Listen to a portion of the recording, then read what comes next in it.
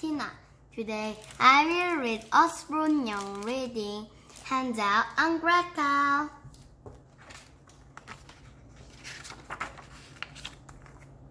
Chapter 1. Hunger in the Forest. Hansel and Gretel heard their stepmother shout, "Dinner!" and came running. It was only a slice of bread, but they were starving. Their stepmother looked even more grumpy than usual. "What do you expect?" she snapped. "With no little money, all we can afford is bread." "Here we go again." "Oh, what did I marry a poor woodcutter?" The children's father sighed. "It's not my fault. No one buys wood anymore," he said. "What with electric fires and plastic furniture?" Hansel and Gretel finished the last crumbs on their plates and went to their room. "Poor Dad," yawned Hansel. "Always in trouble." He blew out the candle and they tried to sleep. Suddenly, "What's the noise?" asked Gretel in a panic. "Sorry," said Hansel. "It's my tummy. I was thinking of milk chocolate and toast marshmallows." "Oh, don't," Gretel began. "I'm so hungry I can't sleep." As they listen to their tummies rumble, they hear more nagging downstairs. "The problem is," their stepmother was saying, "there's just not enough food for the 4 of us. The children will have to go." "What?" cried poor old Carter. "How has it come to this? Do you have a better idea?" She sneered. The woodcutter fell silent. "Tomorrow, we'll take Hansel and Gretel deep into the forest," his wife continued, "and leave them there." "But," began the woodcutter, sounding very sad. "But what?" "You never know. Someone may find them and take them home." Chapter 2. Pebble Path. That night, Gretel had nightmares about monsters in the wood. "I'm scared," she said, from under the covers. "What are we going to do?" "Don't worry," said Hansel, who was lying wide awake. "I have an idea." Quietly, he tiptoed outside. White pebbles gleamed in the moonlight. He collected as many as he could and stuffed them into his pocket. "Wake up, my little sugar plums," called the stepmother soon after that.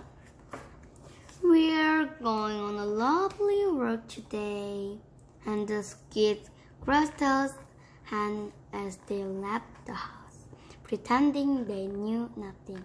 "Hurry up, Hansel," said his stepmother after a while. She didn't see him drop pebbles.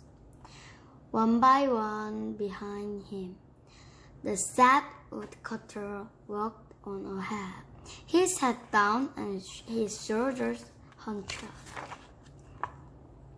"Perhaps the child should rest," said the stepmother finally.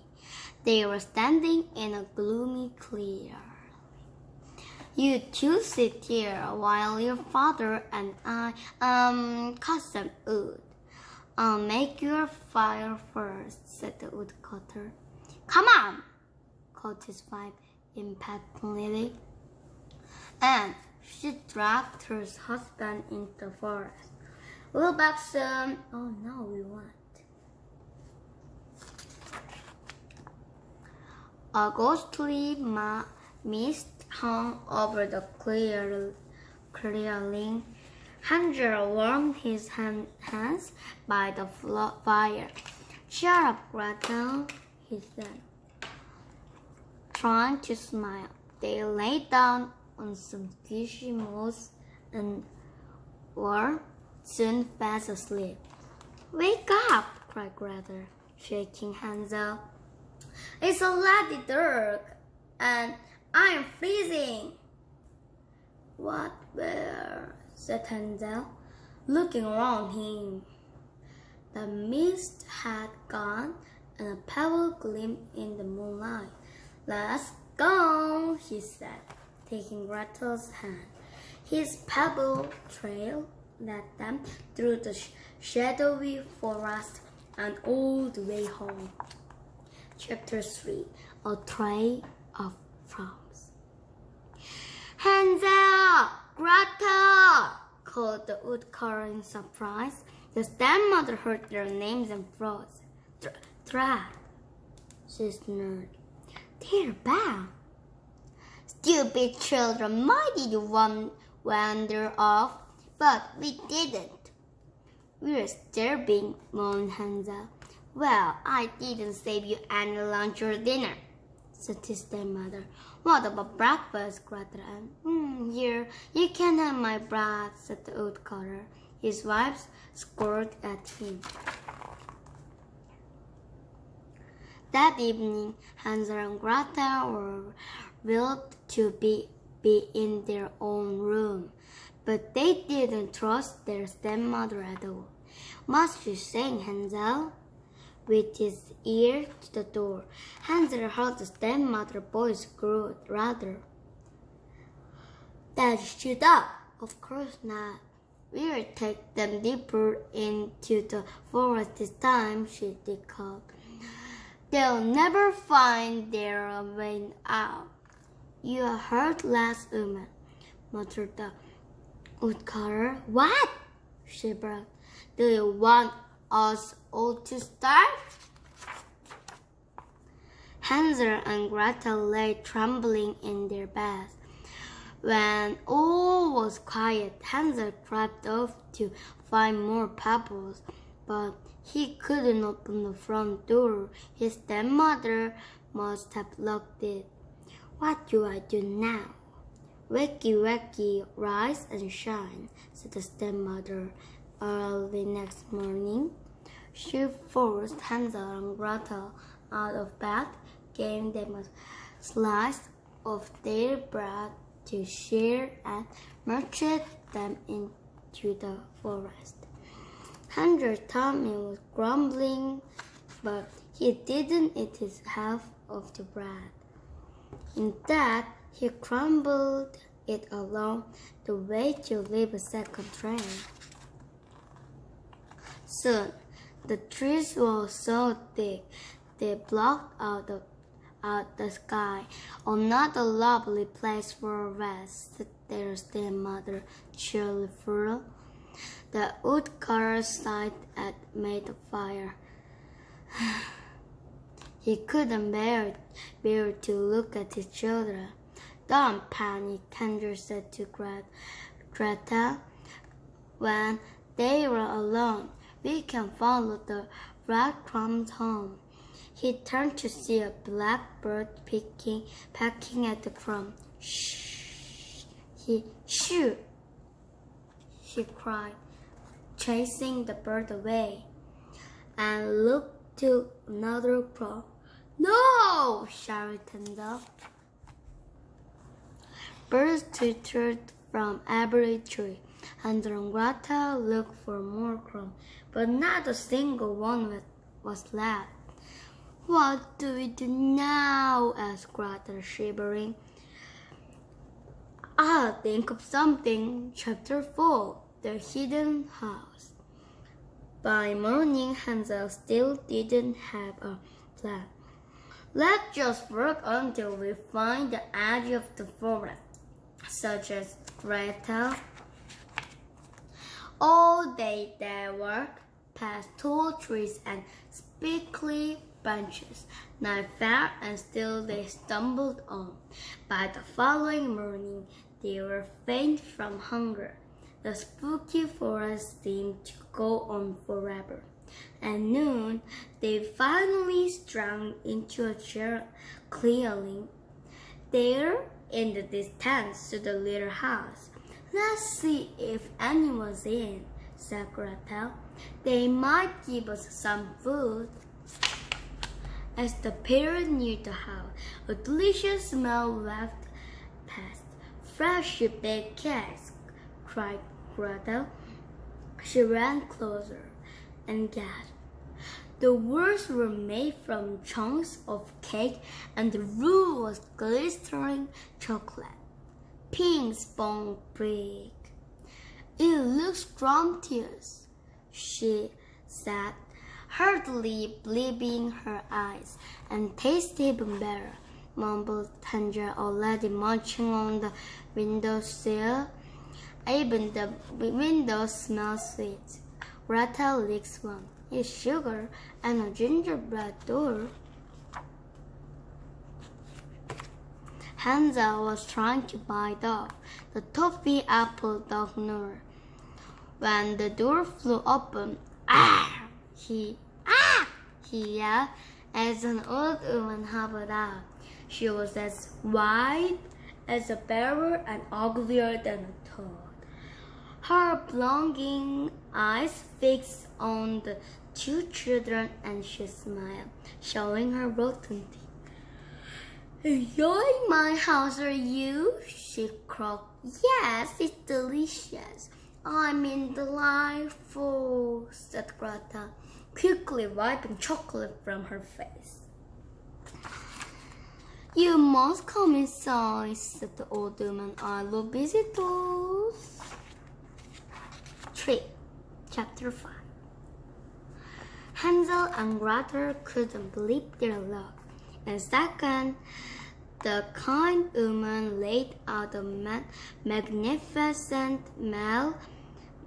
meal for them. "Would you like to stay the night?" she asked. Hansel and Gretel could only nod. Their mouths were full of cookies and candy. "Our tummies won't keep us awake tonight." Gretel woke up to see sun streaming onto Hansel's bed, but Hansel wasn't there. "I bet he's already eating breakfast," she thought, and ran to join him. "You're just in time to help me cook," croaked the old woman. He no longer smiled. Gretel politely peeled potatoes, chopped carrot, and grated cheese. Whereas Hansel waiting for his food. The ugly woman bossed Gretel around all morning until she had prepared a feast. "Now put in through the hatch and shut outside," the woman ordered. Gretel was confused. She ran outside and heard her brother yelling from the shed. "Let me out, you old witch!" "Hansel, what's happened?" called Gretel. The woman's a witch," he said. "She trapped me with a spell. Now she wants to fatten me up and eat up." A cold shiver crept up Gretel's spine. "Don't worry," she said, sounding braver than she felt. "We'll trickle and escape." That evening, the witch hobbled over to Hansel's shed. "Hold out your finger," she shouted. "Show me how plump you are." She reached into the hatch, and Hansel held up a twig. "Dear me," sighed the witch, "you're all bone. Eat more, boy." For the day, she made poor Gretel cook enormous mouths. Hansel ate every mouthful, but his twig finger never got any fatter. Hansel and Gretel's plan was working, but the witch was growing impatient. "Plump or skinny, I'm eating your brother tomorrow," she announced one evening. No, Gretel lay awake all night. I won't let the horrible witch near my brother, she said. Gretel, the witch shouted at them. Get inside the oven and check how warm it is. No, Gretel replied. What? Cried the witch. I can't fit in there. Of course you can, you silly little brat. No, really, I think mine has to be. By now, the witch was very annoyed. My oven is huge, she said. Look, even I can fit inside.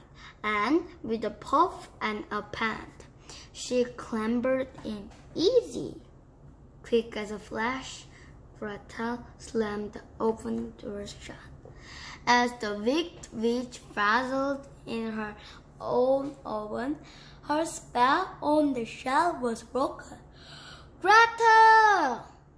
called Hansel, running into the house. You've saved me, and I've cooked the witch.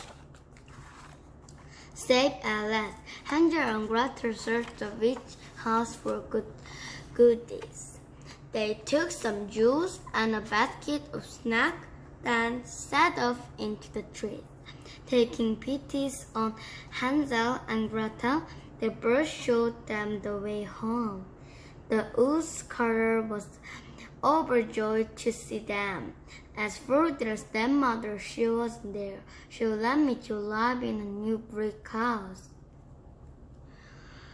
Look, that's Gretel, showing him the jewels. You don't need to worry now. We can have a feast every night, and a new toffee